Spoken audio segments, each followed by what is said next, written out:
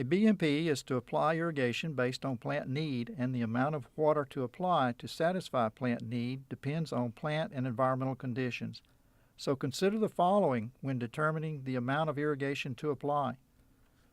Weather, particularly solar radiation and temperature, directly affects daily and seasonal changes in plant water use. Plants use more water under sunny, low humidity conditions than cloudy, high humidity conditions. Plants use less water during winter months when days are shorter and temperatures lower. Weather information from the Florida Automated Weather Network and on-site weather station or other sources can be used to guide adjustments in irrigation amounts to apply. Plant size impacts water use because the amount of water evaporated is proportional to the amount of leaf surface area. Small plants having less leaf surface area use less water than larger plants of the same species grown under identical production and environmental conditions. Plant spacing impacts water use by affecting the amount of light intercepted by the plant canopy.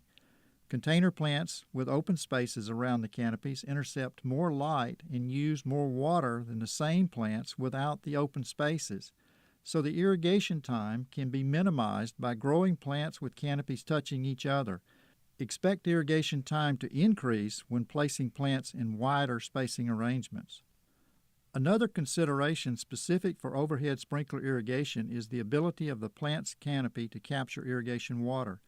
Some plant canopies increase the capture of irrigation water by capturing water that would otherwise fall between containers, while others may decrease irrigation water capture, directing water away from the container. So when using BMPs and applying irrigation based on plant need, remember the amount of water to apply is influenced by several factors. These factors include weather, plant size, plant spacing, and for overhead sprinkler irrigated plants, the ability of the plant's canopy to affect irrigation capture.